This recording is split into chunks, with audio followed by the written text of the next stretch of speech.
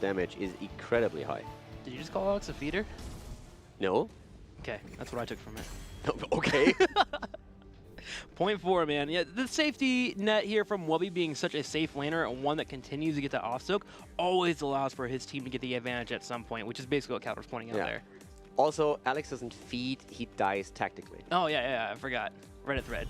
As always, the #1 every time he streams. Let's go ahead and set it up here. Tricked eSports versus Fnatic. And speaking of streaming, Alex Pro G, when he does stream, gotta check the guy out. He is a joy to watch. Yeah, seriously, guys, if you see, there's a couple of streamers that we have from the professional scene. When they stream, it's just an absolute, it's fantastic to watch them. Not only because of the comedy that is sometimes involved, but also because there's a lot of these guys that just explain every single step they take and why they do it. And there is so much to learn and take away if you are even a high-level player in Hero League, because they have a completely different approach to a lot of things that are happening.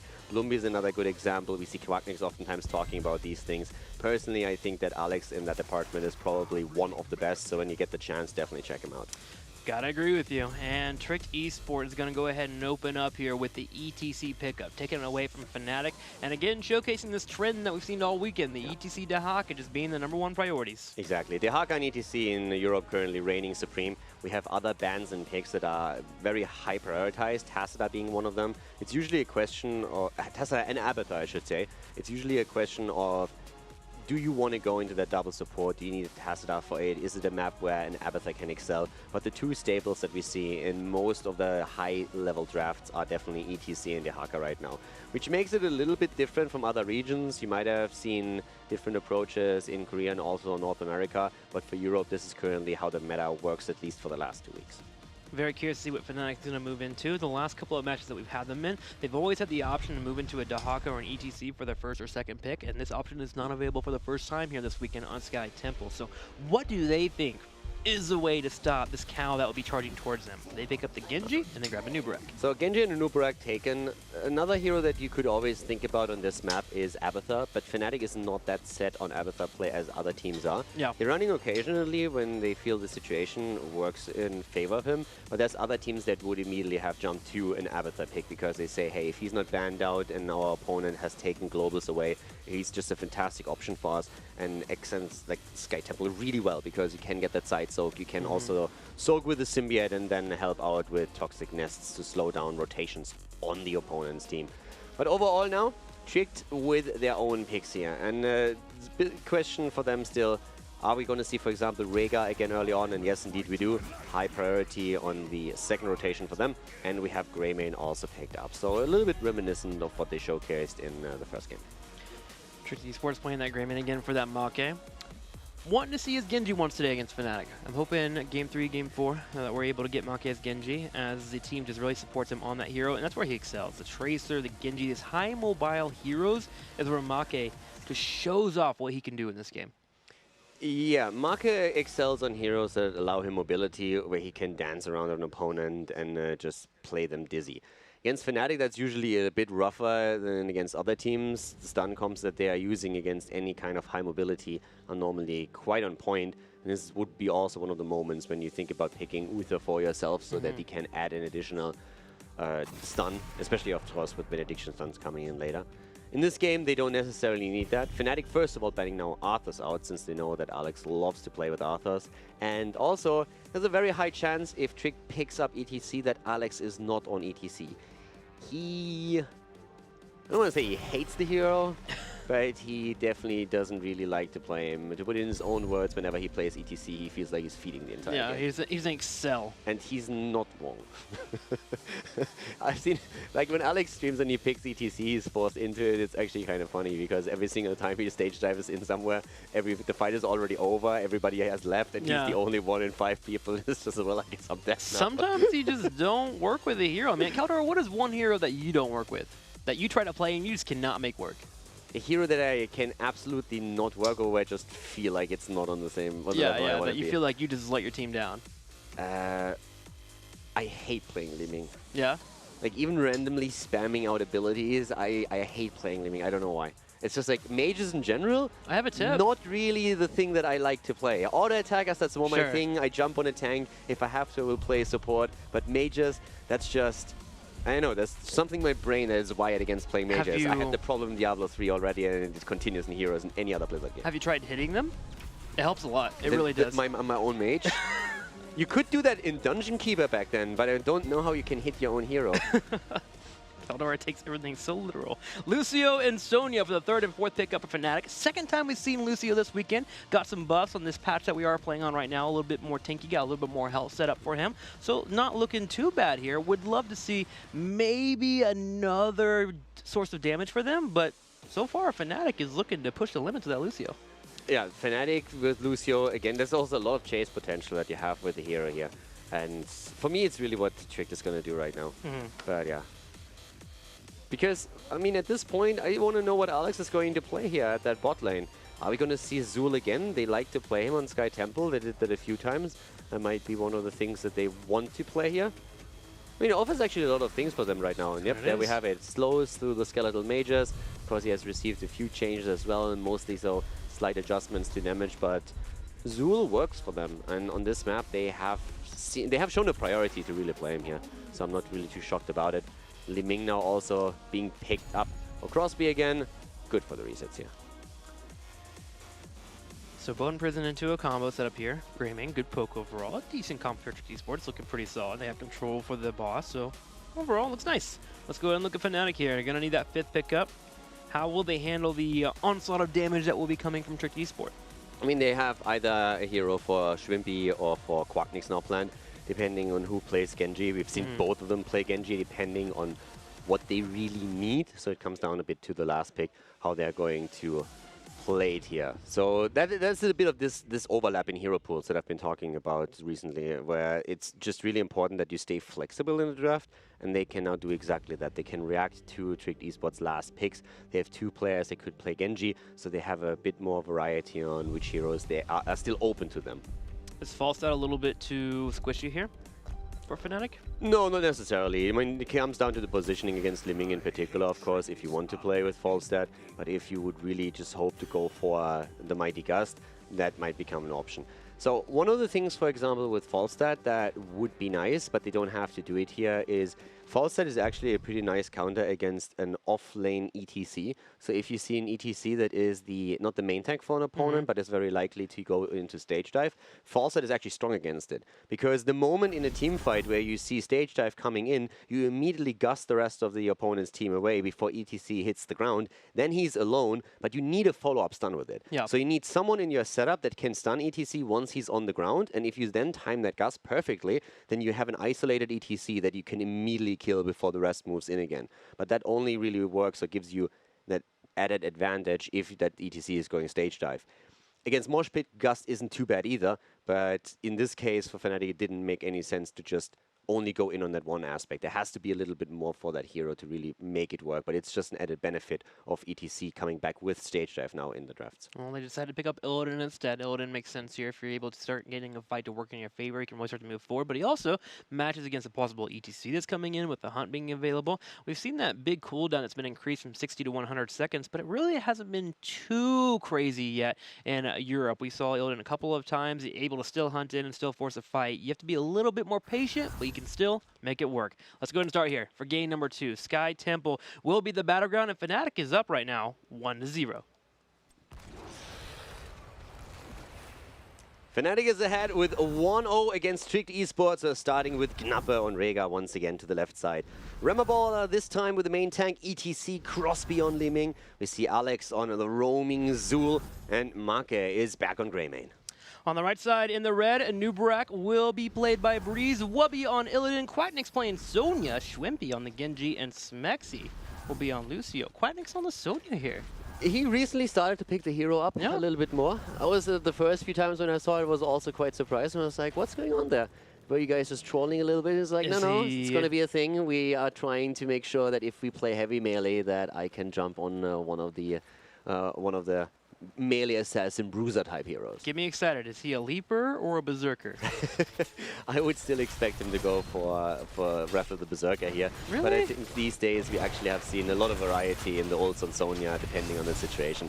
But also with the setup that they're up against, I think it makes a pretty big case to go just simply Wrath of the Berserker here. Look at what Shwimpy did here, by the way. It's something that you can do in your own games if you see this 5-man push coming in and your teammate doesn't come up here to actually stop the push from happening. He went to the minion wave and he tanked it for a little bit there to make sure more turret shots hit Rhaegar. Now granted, it didn't work out, but sometimes it can be enough there to make your opponent maybe think about pulling away if they're tanking turret shots. And Quacknix in the meantime, while we have Shrimpy acting in the mid lane, is now active at the bottom of the map. And they opened the wall up already significantly. And the bottom lane is extremely important because of the second objective, when the temple spawns at the bot lane.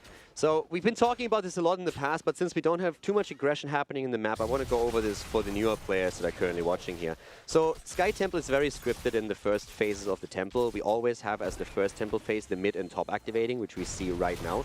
And then the next temple phase will hit the bottom as an exclusive bottom temple. So oftentimes this is why you want to position your global hero, if you have one, at that top lane. When the temple spawns, you want to make sure that he joins the fight late. That gives you a little bit of extra experience. You can push your opponents forward at the top lane as well, and then join the team fight. And it's also incredibly important that if you want to get the maximum value out of your own night camp, which is at the top right or top left, you want to take it just before the temple gets announced, or take it immediately when the temples are getting announced and then move down. Then the camp is pushing in and your opponent has to decide, do we defend against the camp? That means we have to leave a hero up at the top, or do we all commit down to the bot lane to where the objective spawns, which could result in us losing a towers or a fort because of that night camp push. And yeah, speaking about that value, how do you monetize it? And you kind of touched on it a little bit, but again, you either get damage on the fort, which is great itself because you're hurting infrastructure, or you get your opponents to back up and get a number advantage on that bottom temple. That's how you monetize the value out of that night camp. But we might have a kill here on the side. There's Make getting picked once again here, and he's having a rough time. Fnatic seems to be picking on him today. Yeah, in general, it's pretty difficult for players to walk away from a Lucio combo because you just have that added speed and you have that chase potential. And if you're playing with an Illidan already, running away from an Illidan is pretty rough. This entire setup that Fnatic is running here is hyper aggressive. We have so many heroes that are just full on in your face, and just look how much they're already getting out of this. The top fort has fallen, granted, but at the same time Fnatic is now eliminating the bottom fort, or at least putting it extremely low. The fountain here is already taken out, and that means that there's no sustain. As another tip for you back home, make fountains always a priority. When you have a gate opened and you have a shot at taking the fountain of your opponent down, do that immediately. It takes lane sustain away from them. If there's a fight in that lane, they don't have the option anymore to fall back half a screen, tap the fountain and rejoin the fight. So this is something that Fnatic just did, which gives them already a big lead once that the second temple spawns at the bot lane. That makes that fort area less pretty by far. If you destroy those amenities, those fountains, those wells being available, it makes it much worse for you to look at, and suddenly your opponent gets much more discouraged. So definitely kill those wells. Yeah, at this point we have Illidan up to the top lane, is currently being mirrored by Li Ming. And the level 7 talent is also ready for Fnatic, which gives us the Poison Spear for Sonya. So the Quacknix with Sonya is going to be able to get quite some burst damage in here. Remember, Baller right now just sliding through, trying to create a bit of space, but the pokes just continue, and here comes Breeze. Cleanse being used on Make, and Quacknix misses the spear because of it. It's Cleanso, very important to be grabbed now, as Illidan in the top right corner is already getting the lane pushing. Exactly. Illidan is now on the camp. This is exactly what we talked about earlier. So they know that the camp is going to spawn any second, or the temple, there you have it. So he's already busy on the camp, and currently Tricked hasn't reacted yet. Tricked is a bit too low on their own camp at this point. They can't simply move to the top left anymore. So now we have a push going up at the top. And look at the minimap now. Li Ming moves bottom and so does Zul. So Illidan is alone top lane. He can now take one or two of the waves and can push in the top fort. And Fnatic can now decide, do we want to fight for the temple or do we back off? They leave Breeze because he has the escape. Everyone else recognizes that they're not going to win the temple because they want to get the value of Illidan at the top lane. So they simply soak 3 lanes. Illidan heavily pushes top. The rest of the team jumps mid lane, kills Zul even. So they completely, even though they lose the objective, gain way more than Trick could ever do with this now. And they're pushing the bottom also was rewarded here by grabbing just a couple of shots on that Timble, which did force Trick to send a couple people in the deal that a Nubrak. Lots of small maneuvers happening for Fnatic, but they make the big play here. That gives them a massive lead. And now that they realize that Trick is rotating onto the lanes again, Breeze knows, hey, I'm in a one-on-one against Remaball at the bot lane right now. I can contest temple shots, which forces Knappe back. So this thing, even though we didn't really see a lot of fights happening here, we have Knappe now isolated and potentially killed. Leap coming into play He's as well. a leaper! He's a leaper.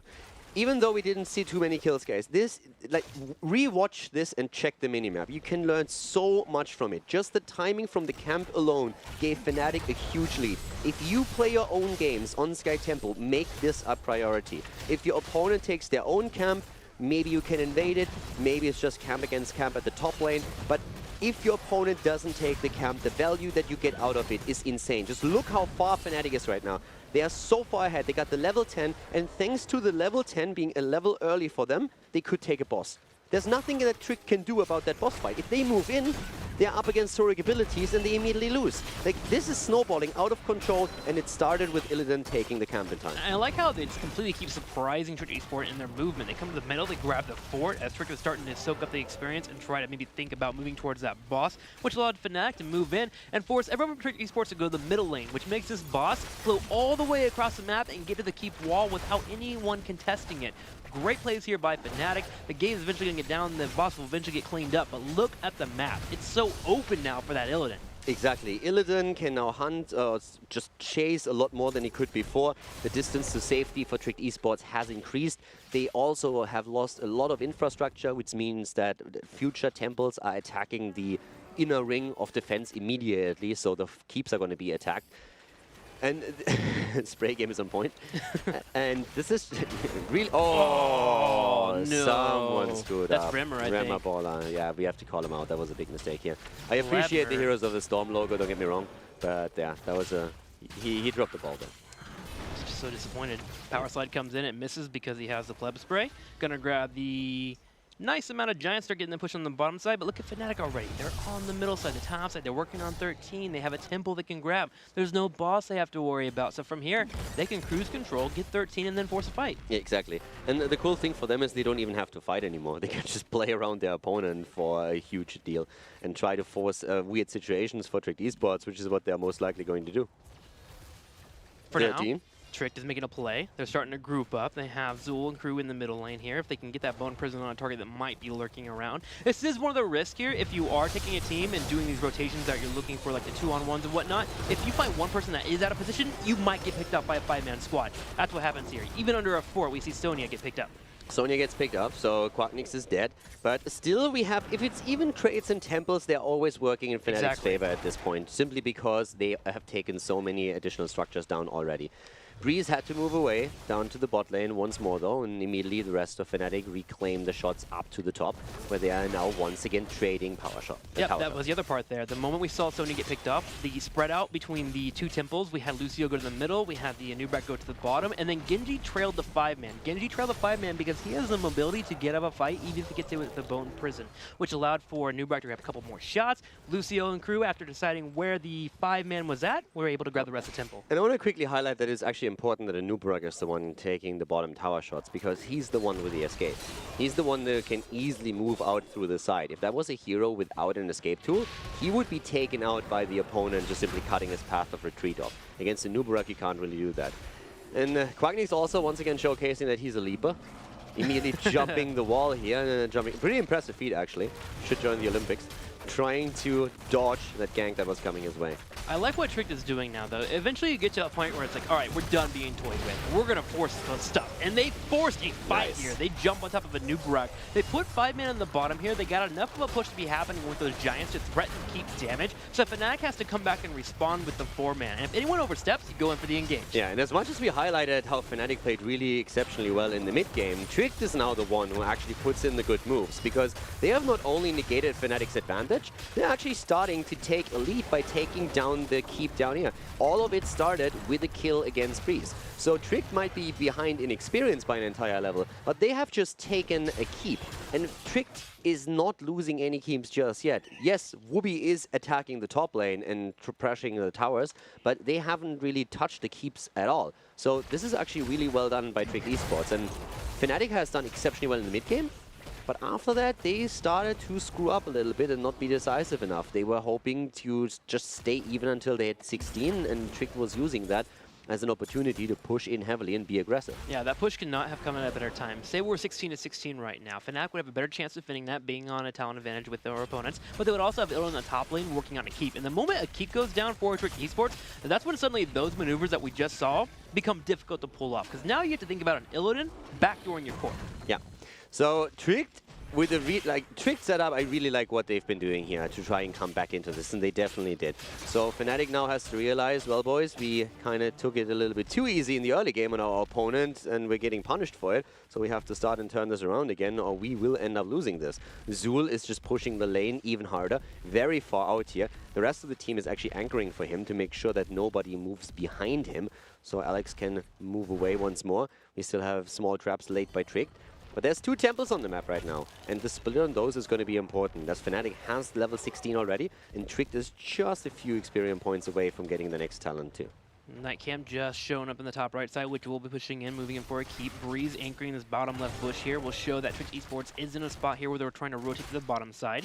Genji will be in an area where he's going to try and dismount while Illidan gets out of the fight, but the boss call being called by Twitch Esports. We want to force a fight now against Fnatic. Fnatic, do you challenge?